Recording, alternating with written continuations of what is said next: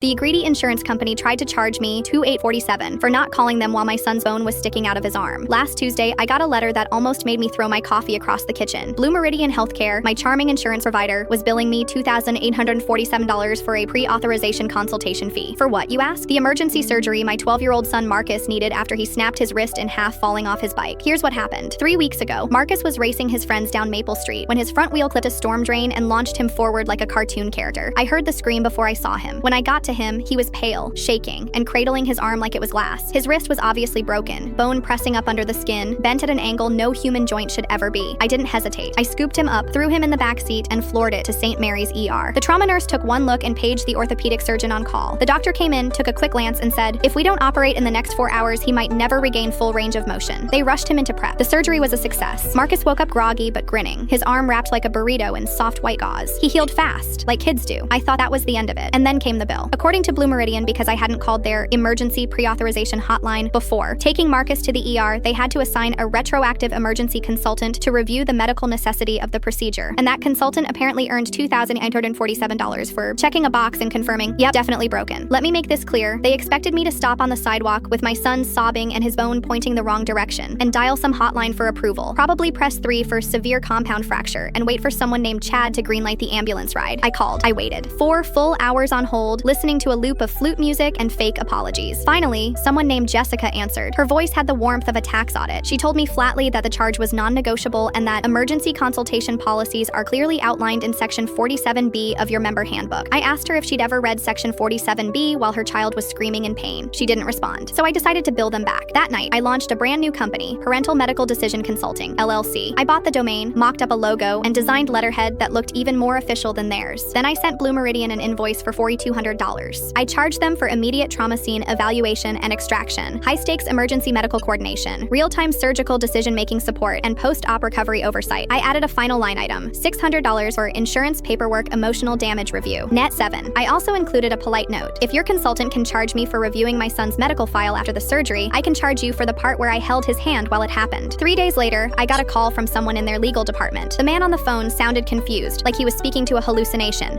Is this an actual business?" he asked. I said, "Yes, and I have one client, your company." There was silence. I heard typing, then more silence. He cleared his throat and said, "We'll review this and get back to you." 2 days later, a letter arrived. No apology, no explanation, just a one-liner. "Due to internal policy clarification, the $2,147 charge has been waived in full." That was it. No mention of my invoice, no denial either. Marcus still shows off the scar to his friends like it's a battle wound. He has no idea his broken wrist helped his mom take down a billion-dollar racket. And next time they try to bill me for breathing, I'll add a surcharge for oxygen efficiency consulting.